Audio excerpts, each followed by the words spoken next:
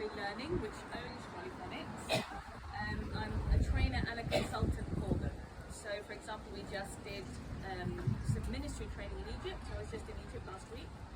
We are training 2,000 teachers in Egypt in Jolly Phonics, which was amazing. And they have projects like this all around the world. So Jolly Learning is a company that gives a lot back. It's not one of those companies that cares about just selling its products. So it's a really wonderful company to work with. Obviously, to help people to learn to read is a reward in itself for me. So I'm older than I look. A lot of people have just already asked me how old I am. I'm almost 50, believe it or not. So I'm a lot older than I look. And I have been doing this for I've been working with phonics and in education for 15 years.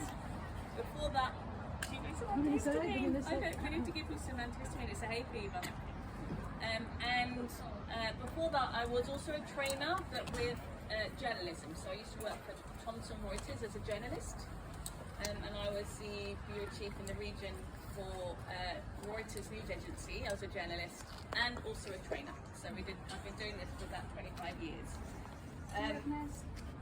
In terms of phonics, I think, are we all teachers, or can you raise your hand if you are a teacher? We just studied an episode. Raise your hand if you are But you're a lady pastor, so raise your hand, yes. Parent? Yeah. Yeah? Parent, yeah. Okay, and the others, are we people who plan to be teaching? Are you anyone planning to use us as teachers? Yes. Okay, can you raise your hand if you have worked with Jolly Phonics before?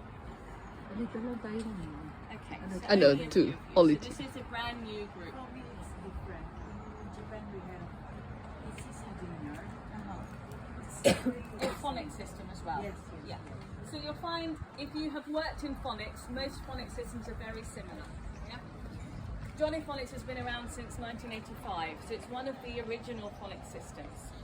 And for example, when I went to school, 40 years ago in England, we didn't use phonics.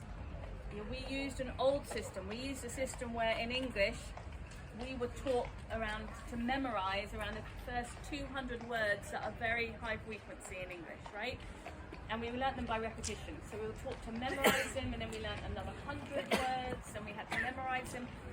And if you have very good visual memory, yeah, you learnt to read. But if you didn't learn to read. So what happened in my generation in England is about almost 10% of the population do not know how to read well, which is massive for a developing country, right? That is a massive part of the population.